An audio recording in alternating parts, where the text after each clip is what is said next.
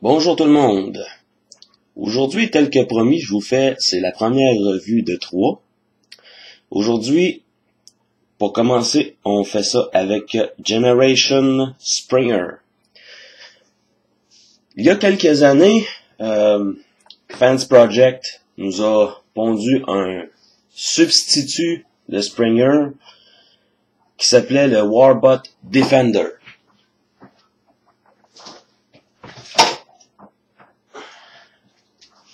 Que voici.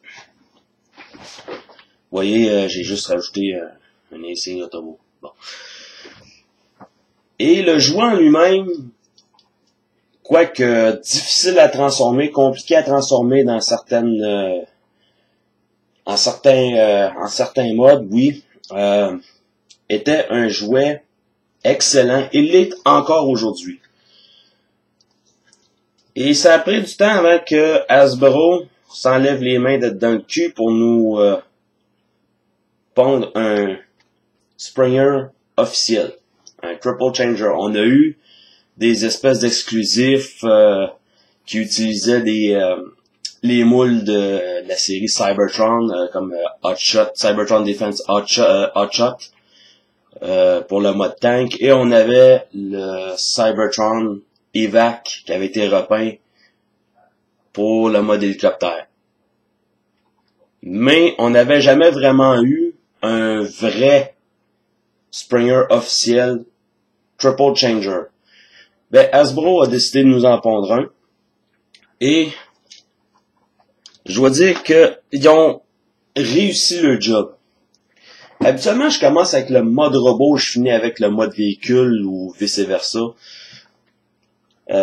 Ça fait tellement longtemps que j'ai pas fait de revue vidéo que je sais plus de quoi je parle. Mais bon. Je perdrai pas plus de temps. C'est le jouet que vous voulez voir. Le voilà.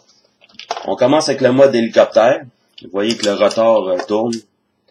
Mais faut pas oublier une chose, c'est si on enfonce la garde trop profondément, forcément en faisant tourner les pales vont venir se cogner ici. Donc, faut juste le lever un peu et ça accroche plus. Et ce qui est plaisant, c'est que dans les deux modes véhicules, c'est vraiment bien fait et c'est fait de sorte que l'autre mode véhicule n'est pas trop apparent. Comme vous voyez, là, on n'a pas vraiment de gros indices comme quoi il y a un mode véhicule terrestre, une voiture là-dedans, à part peut-être les roues qui sont ici, mais c'est tellement bien incorporé dans le fuselage de l'hélicoptère que on est capable de passer par-dessus. On peut prendre cette arme-ci, rentrer les trains d'atterrissage, et si on sait le faire correctement, moi j'ai beaucoup de misère à le faire quand même, mais si on sait rentrer correctement, cette arme-ci tient en dessous du cockpit. Là, moi j'ai beaucoup de misère à le faire.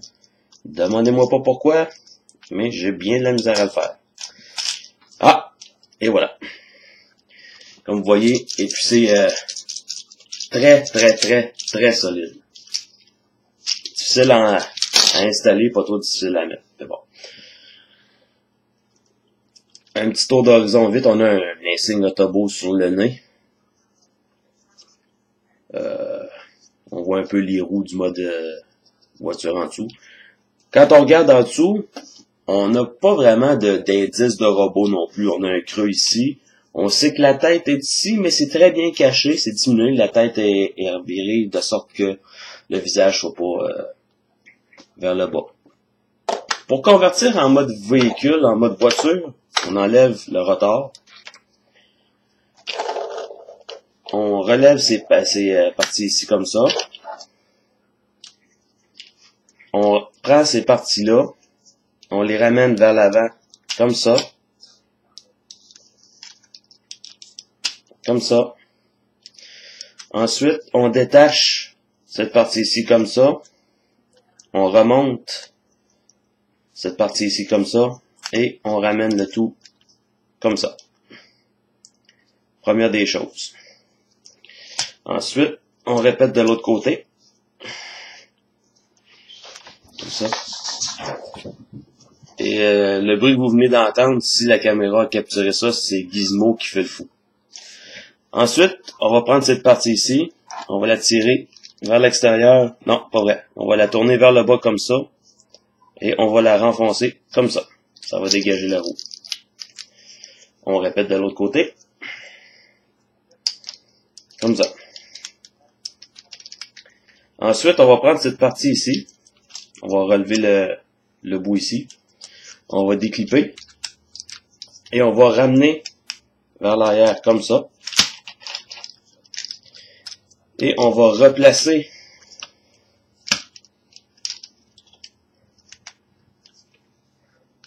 comme il faut. Et puis c'est important de tout placer comme il faut parce que des fois ça va arriver que ça va être difficile à placer. On va prendre ces parties ici comme ça, on va les rabaisser pour permettre à cette partie-ci de bien rentrer à l'intérieur.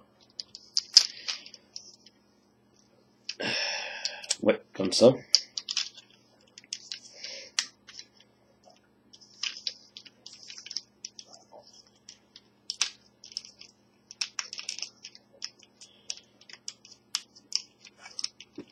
Bon. Et ensuite, on va prendre cette partie ici, cette section-ci, on va la séparer. On va ramener ça comme ça. Et il y a des clips à l'intérieur. On peut utiliser comme ça. Même chose de l'autre côté.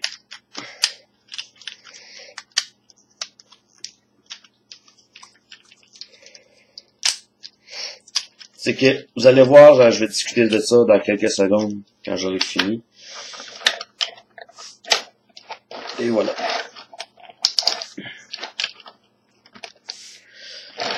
Vous avez le mode véhicule terrestre, le mode voiture. Le mode voiture, en tant que tel, je le trouve très beau. Et quand on réussit à bien mettre en place toutes les parties, ça fait un mode véhicule très intéressant. Seulement, ça peut être un petit peu laborieux parce que les clips sont pas très solides. C'est ça qui est dommage. Parce que vous avez vu quand j'ai transformé que c'est parti ici. Quand j'en clippais une, ensuite je venais clipper l'autre, la première partie se déclipait. Donc ça c'est quelque chose de pas mal ennuyeux. Ceux qui peuvent penser que ça ici c'est pas normal, détrompez-vous, c'est normal, c'est comme ça que c'est censé être. Séparé comme ça, sectionné comme ça. On peut, soit ici ou là, dépendamment de votre poésie, on peut placer le fusil sur le dessus. Et ce qui est intéressant, vous allez voir ça, on rabat comme ça. Et vous aviez deviné que le rotor était, ou plutôt les hélices étaient pour faire l'épée de Springer. Donc, c'est déjà fait. On va rabattre ceux-là vers le bas comme ça. Ensuite, on va prendre l'épée et on va la placer comme ça et ramener comme ça pour que ça tienne. Et les rangements d'armes. Encore là, un mode véhicule quand même réussi. Le problème, c'est justement, c'est qu'il faut que tout soit bien en place, tout soit bien clippé en place pour que ça donne de quoi de beau.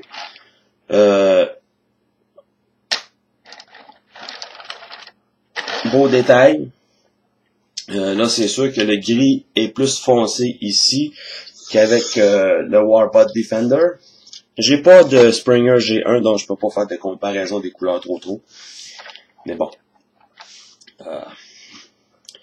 J'aime le look moderne du véhicule, beaucoup plus que le look G1 de la voiture. Ça, je peux vous le dire. Et je dois dire aussi que j'aime plus les modes véhicules de ce Springer-ci, que le Warbot Defender.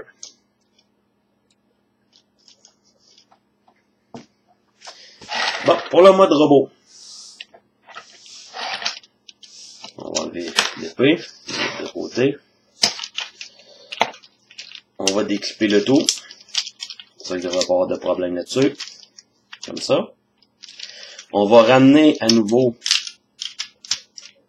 comme ça. Et comme ça. Pour être sûr que tout soit bien clippé. On va ramener cette partie de même. Et la partie verte qui est juste ici, on la ramène vers l'arrière pour faire le talon. On répète de l'autre côté. Ensuite, cette partie ici, on va la tirer vers l'extérieur. On va la tirer vers l'extérieur. On va la tirer vers l'extérieur, troisième prise. Retirer.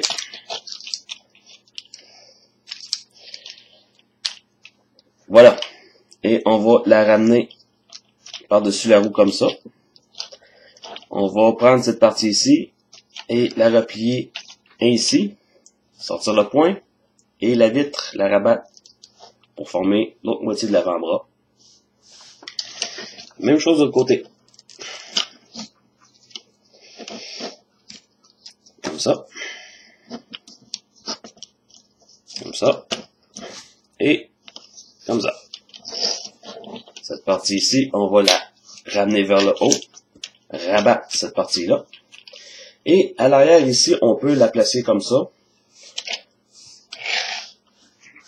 Comme ça fait que ça fait une espèce de garde derrière le talon. Quoique il n'est pas back heavy, mais c'est toujours plaisant de voir que le personnage basculera pas vers l'arrière si jamais on fait faire des positions assez combatives. On va remonter la caméra un tout petit peu et vous voyez en arrière la distribution de l'histoire de Transformers. Ensuite, on va ramener ces deux parties-là vers le bas. Et on va les laisser comme ça pour tout de suite. On va ramener la tête un peu vers le haut. En rabattant cette pièce-ci vers le bas.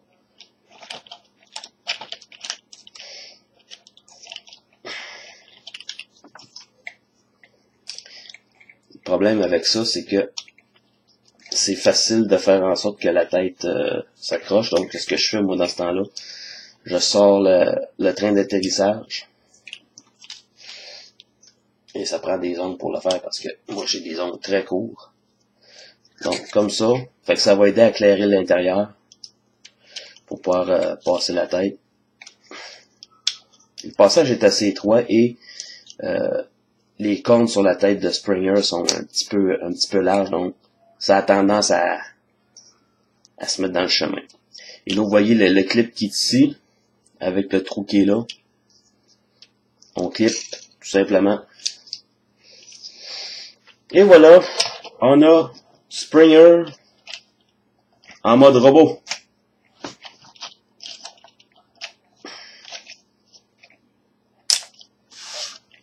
Un robot très réussi. Là, j'ai oublié quelque chose, c'est que les panneaux que vous voyez ici à l'arrière, on peut les placer comme ça. Apparemment, d'après les revues que j'ai vues, ce genre de shoulder pads, ça vient de d'une bande dessinée IDW. Je connais pas trop l'histoire derrière tout ça, mais bon. C'est laissé selon notre choix. Moi, j'haïs pas ça comme ça. J'aime bien ça comme ça. Mais si on veut les laisser rabattus comme ça, ben c'est notre choix encore. C'est selon vos désirs à vous. C'est un Voyager Class. Et vous voyez la différence de taille entre les deux. Celui-ci, le Warbot Defender, est de taille de luxe. Et ceux qui veulent garder leur personnage à l'échelle, on se rappelle que Springer est de la même grandeur que Cop, Blur et blablabla. Celui-ci, étant Voyager, est plus grand. Donc, ça peut peut-être paraître un inconvénient, mais on s'en fout. C'est Springer. C'est pas un nobody.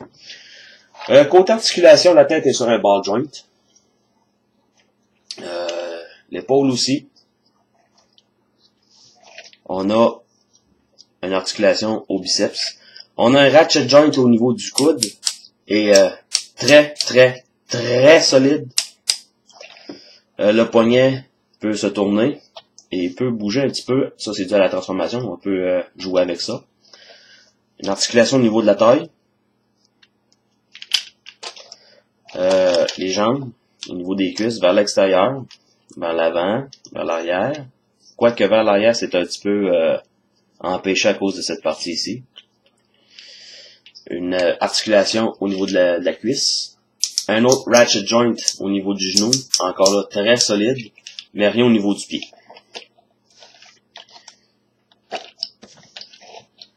Donc, vous voyez, c'est une excellente figurine. Et côté détail du visage, on a un visage flou. Mais en personne, je peux vous dire que le visage est très bien détaillé.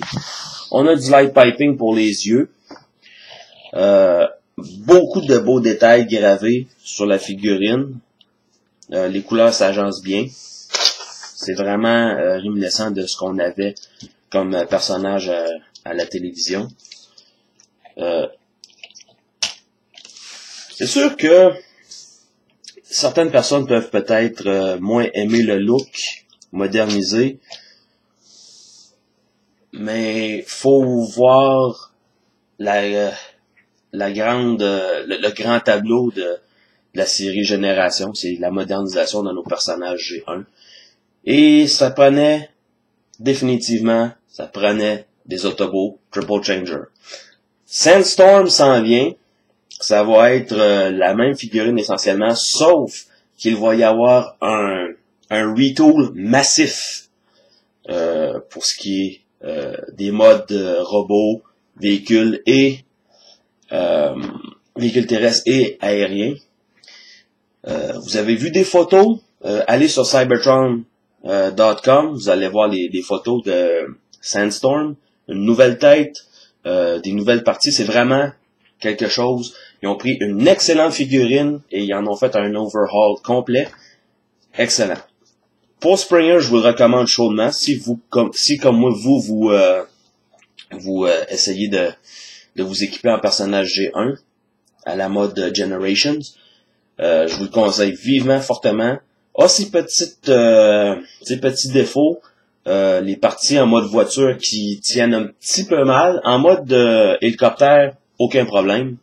Le mode robot, la haute classe, vraiment très réussi. Bravo Hasbro, vous avez fait un excellent travail. Et ceux qui ont déjà le Warbot Defender, qui considèrent acheter le Springer et se débarrasser de lui, je vous recommande pas de faire ça.